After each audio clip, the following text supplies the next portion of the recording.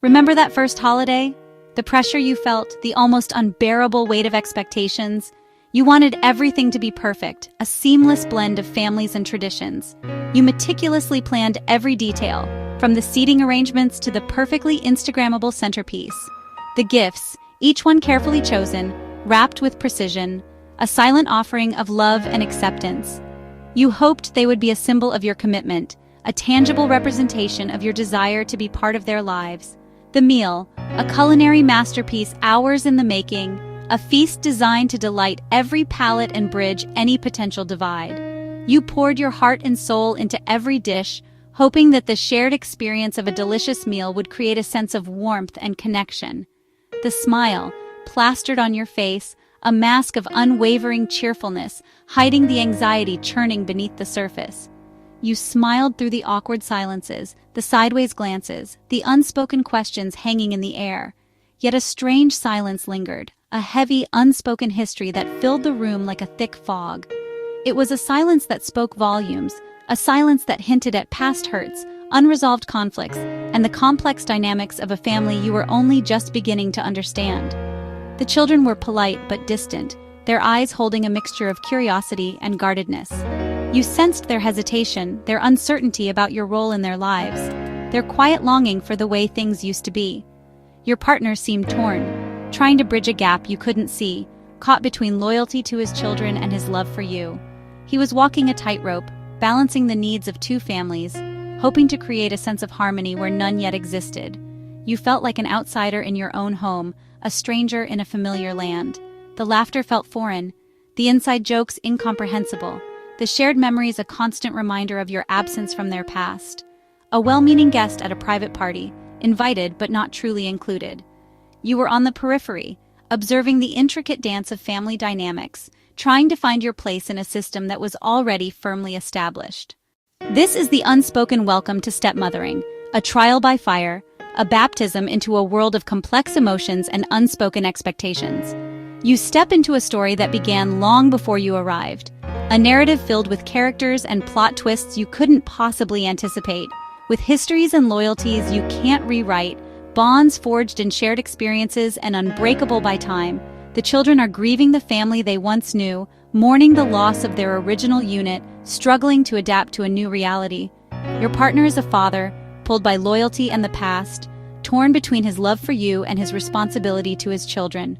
No one hands you a map, no instruction manual, no clear path to navigate this uncharted territory. You're expected to love, unconditionally and instantly, to understand the complexities of their emotions, the nuances of their behavior, to respect a history you weren't part of, traditions you didn't create, memories you don't share. It's overwhelming, and that's normal. It's okay to feel lost, confused, and utterly exhausted. These feelings aren't failure. They don't mean you're not cut out for this. They're proof you're human, facing one of the most emotionally demanding roles there is, with courage and vulnerability. Your journey doesn't start with a celebration, with confetti and fanfare.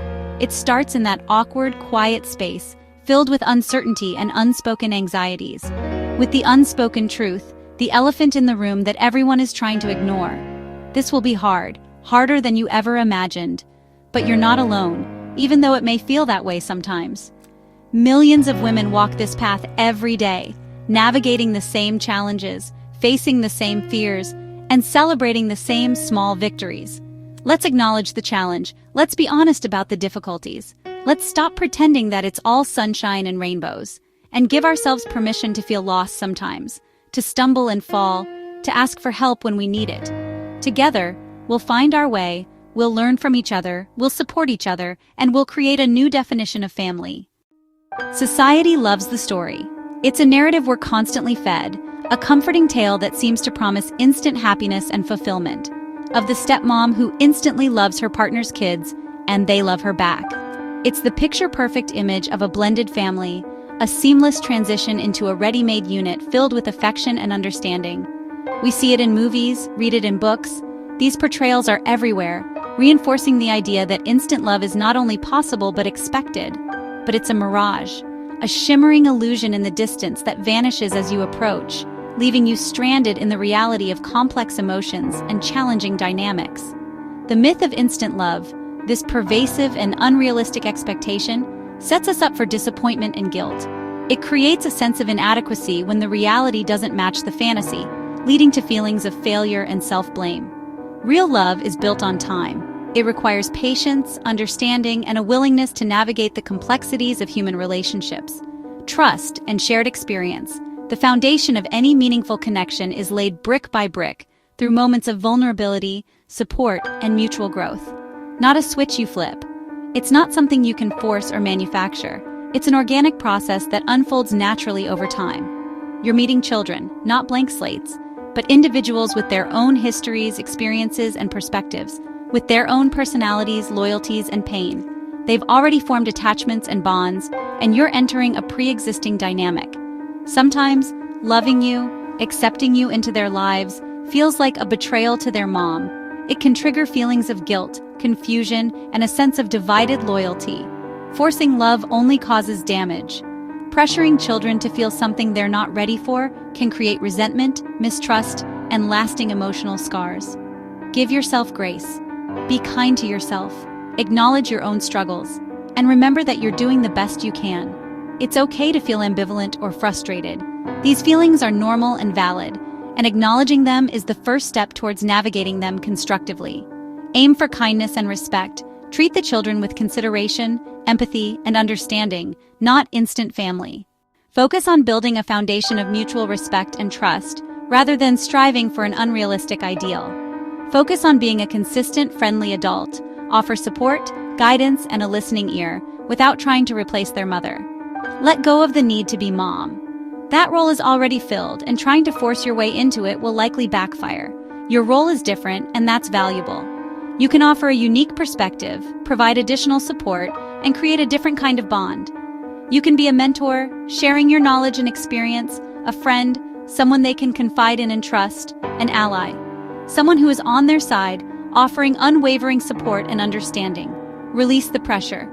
Let go of the unrealistic expectations and allow the relationship to unfold naturally.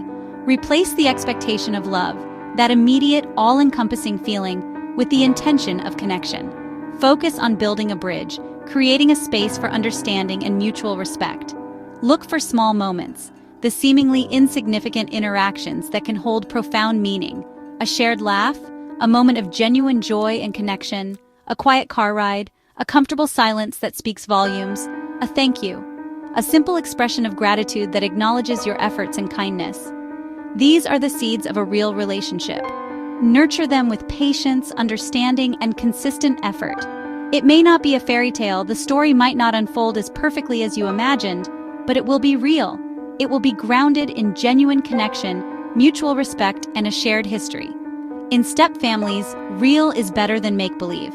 Authenticity trumps perfection every time. The goal isn't perfection. Striving for an unattainable ideal will only lead to frustration and disappointment. It's peace and genuine connection, creating a harmonious environment where everyone feels safe, respected, and valued. Let love grow slowly. Allow it to blossom at its own pace, in its own time. Trust the process, be patient, and have faith that meaningful connections will emerge. That's enough. Embrace the reality of your blended family, celebrate the small victories, and find contentment in the genuine connections you create. Let's be honest with ourselves and say it out loud. You are not their mother. It's a simple statement of fact, but one that carries a lot of weight, doesn't it? It's a recognition of the existing family structure, the history that came before you, and the unique position you now occupy. You never will be, and that's perfectly okay. In fact, it's more than okay. It's the foundation upon which you can build a different but equally meaningful relationship. Release yourself from the pressure of trying to replicate something that already exists. They already have a mom, and her place in their lives is unique, irreplaceable, and sacred. Acknowledge and respect that bond. Trying to compete with it will only lead to heartache and frustration for everyone involved. Trying to fill her shoes is not only impossible, it's also completely unnecessary. You have your own shoes to fill, your own path to forge. Don't get caught up in comparisons or expectations that don't align with who you are and what you can offer. The world, and perhaps even your partner or the children themselves, may unconsciously want you to step into the new mom role, but that role simply doesn't fit. It's a mismatched puzzle piece that will never quite click into place. Many stepmoms, driven by a natural desire to nurture and care, try to fill a perceived need, offering love and support. But they often get hurt and confused when met with resistance, rejection, or even outright hostility. It's important to remember that their resistance isn't necessarily a reflection of you. The words, "you're not my mom," can sting deeply, like a sharp slap in the face. But at its core, it's just a statement of fact, a simple truth. It's not meant to diminish you, but rather to define the boundaries of your relationship. And understanding this fact is actually your strength, your superpower in this unique family dynamic. Because you're not their mother, you have the incredible opportunity to be a neutral party, a safe harbor in the midst of emotional storms. You can become a trusted adult, someone they can confide in without fear of judgment or reprisal. A mentor, guiding them through life's challenges with wisdom and understanding. You don't carry the baggage of their childhood, the history of their upbringing, or the pain and complexities of the divorce that shaped their family. Let your partner take the lead on the day-to-day parenting responsibilities and discipline. It's his role, and stepping back allows him to fulfill it. You're his partner, a supportive teammate, not the primary enforcer of rules and consequences. This frees you to build a relationship based on genuine connection, mutual respect, and shared experiences. A relationship built on friendship, not authority. Embrace your unique role, celebrate your strengths, and define your own path within this family. By consciously stepping out of the traditional mom role and redefining your place, you open the door to something new, something different, and something incredibly valuable for everyone involved. And that's where real, authentic connection truly begins to blossom. In every blended family, there's a ghost, the ex-wife, the children's mother. Her presence is felt in old photos, family stories, and habits passed down. It's normal to feel a mix of emotions about her: jealousy, resentment, even empathy. She's part of your new family's landscape. The unspoken rule: learn to coexist with her presence. Speaking ill of her or trying to erase her history only hurts the children. Practice radical acceptance. She's a permanent part of the story. You don't have to like her, but you must acknowledge her role. Focus on building your own relationships and traditions. Keep communication with her brief, polite, and focused on the kids. Don't get drawn into drama or use the children as messengers. Fill your home with your own light and memories. You can't banish the ghost, but you can live peacefully alongside her. Your partner carries guilt about the divorce, the kids' pain, the chaos. His guilt can make him permissive or avoid conflict, leaving you in the crossfire. It's easy to absorb this guilt, to try to fix everything.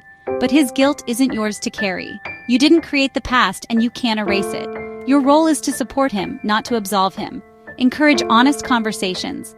I know you feel guilty, but the kids need boundaries. Set boundaries for yourself, too. You're not the bad guy because he's afraid to parent. If he won't address issues, let him handle the consequences. Disengage when needed. It's self-preservation, not punishment. You can't fix his past, and you'll burn out trying. Focus on building a healthy future together. Let him carry his own backpack. Discipline is the trickiest part of stepfamily life. If you step in, you risk, "You're not my mom." If you don't, you feel powerless.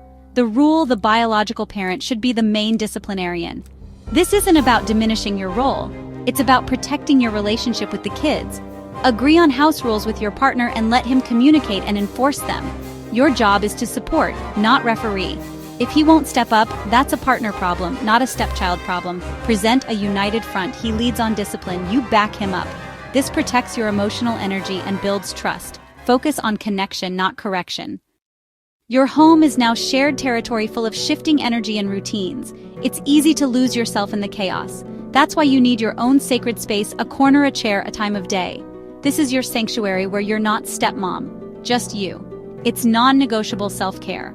Without it, you'll run dry and resentment will grow. Make your sanctuary a priority and communicate its importance. Teach the kids to respect your boundaries. This isn't selfish, it's essential. By carving out space for yourself, you ensure you have the strength to give to others. Protect your peace and you'll thrive. Being a stepmom can feel isolating, like no one truly gets it. Friends may try to help, but they don't understand the unique challenges. The best thing you can do is find your tribe, other stepmoms who get it. Seek out online groups, forums, or local meetups. These women will validate your feelings and share survival strategies. This connection is empowering and healing. Your tribe will remind you you're not alone and you can thrive. Together, you'll celebrate victories and weather storms. In a world of instant results, we want a happy, blended family now. But blending takes time, a marathon, not a sprint. Think of your family as a garden. You plant seeds, tend to them, and wait. Bonds grow slowly, through patience and small moments. There will be breakthroughs, a shared laugh, a spontaneous hug. There will be setbacks too, and that's normal. Be patient with the kids, your partner, and yourself. Let go of the pressure to have it all figured out. Your family will have its own unique shape and strengths. One day you'll notice the awkward silences have been replaced by laughter. You'll feel a sense of belonging, earned through time and love. The bloom is slow, but it's real and beautiful. Trust the process, celebrate the small wins. The slow bloom is worth the wait.